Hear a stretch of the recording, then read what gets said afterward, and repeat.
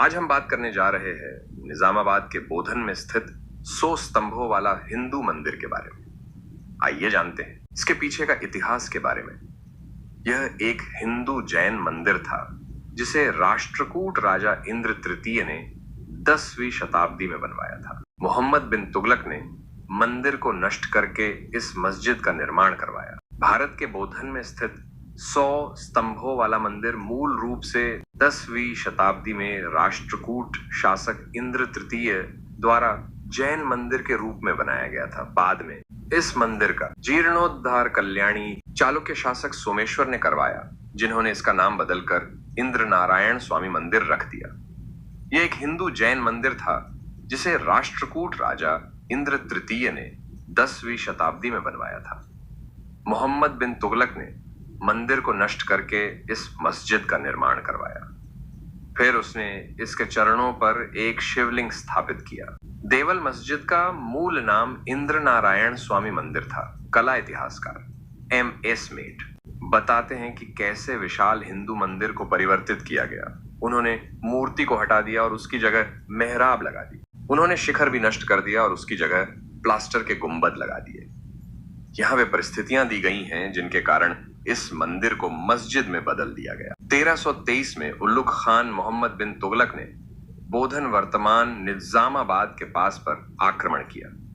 तब इसे योद्धा काकतीय सेनापति सीता रामचंद्र शास्त्री ने संरक्षित किया था। उन्होंने कड़ा प्रतिरोध किया, लेकिन अंततः उन्हें हार माननी पड़ी। सीता रामचंद्र शास्त्री ने आत्मसमर्पण करने की पेशकश की।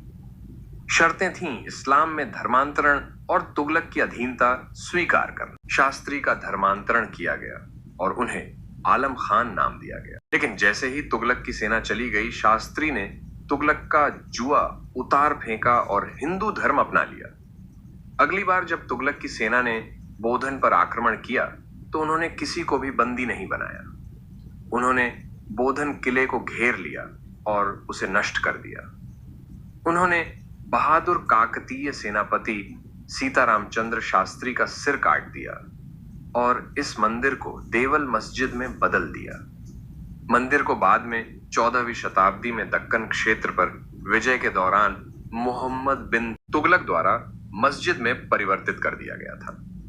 मंदिर की तारा आकार की योजना को मुस्लिम शासकों द्वारा थोड़ा बदल दिया गया था, जिन्होंने मंदिर कक्ष को हटा दिया और एक मंच जोड़ दिया। दिलचस्प बात यह है कि एक्सप्लोरिंग द वर्ल्ड द्वारा प्रकाशित एक वीडियो रिपोर्ट में कहा गया है कि इंद्र नारायण स्वामी मंदिर की मूर्ति निजामाबाद जिले के रंगेल मंडल में बोधन से 25 किलोमीटर दूर कंडाकुर्ती गांव के श्री केशव सेवा समिति के ध्यान कक्ष में संरक्षित है।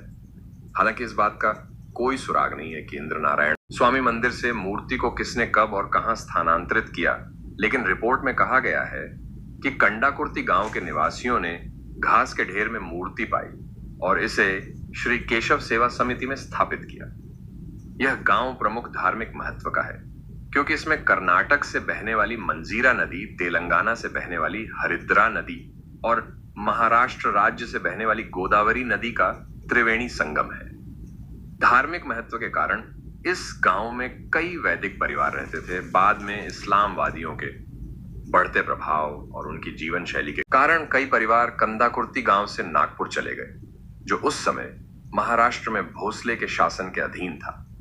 पलायन करने वाले परिवारों में राष्ट्रीय स्वयंसेवक संघ RSS के संस्थापक डॉक्टर केशव बलिराम हेडगेवार के पूर्वज परदादा भी शामिल थे। आज भगवान इंद्र नारायण स्वामी केशव मूर्ति की मूर्ति श्री केशव सेवा समिति में भारत माता की मूर्ति एंड डॉक्टर केशव बलिराम हेडगेवार की मूर्ति के साथ स्थापित है। पैगंबर मोहम्मद के जीवन काल के दौरान केरल में व्यापार के माध्यम से उपमहाद्वीप में इस्लाम का उदय 17वीं शताब्दी के अंत तक धीरे धीरे फैला और मराठों के उदय तक पूरे उपमहाद्वीप में इस्लामवादी राजवंशों को राजनीतिक रूप से प्रभावी बना दिया। उस समय मूल हिंदुओं के प्रति मुस्लिम शासकों का रवैया मंदिरों के बलपूर्वक धर्म परिवर्तन से लेकर भगवान में विश्वास रखने वाले लोगों के जबरन धर्म परिवर्तन तक था। हिंदुओं पर प्रभाव डालने के लिए अतीत में कई मंदिरों को जानबूझकर नष्ट कर दिया गया था। अयोध्या, कन्नौज, मथुरा, मुल्तान, वृंदावन, वाराणसी, थानेसर और प्रयागराज में प्रमुख हिंदू पवित्र स्थलों के कई ऐतिहासिक मंदिर अब मौजूद नहीं है।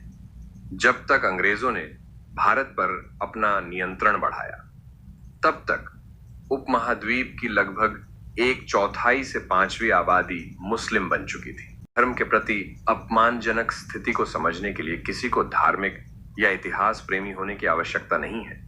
आज भी तथाकथित देवल मस्जिद को स्थानीय लोग वंदा स्तंभला गुड़ी के नाम से जानते हैं, जिसका अर्थ है 100 स्तंभों वाला मंदिर। इसके अलावा देवल मस्जिद की दीवारों पर भगवान विष्णु के दशावतारों की विकृत छवियां देखी जा सकती हैं, जो इसके हिंदू संबंधों को रेखांकित करती है। आप सबको वीडियो में कोई जानकारी मिला हो तो लाइक, शेयर और सब्सक्राइब कमेंट में हर हर महादेव लिखना ना भूले।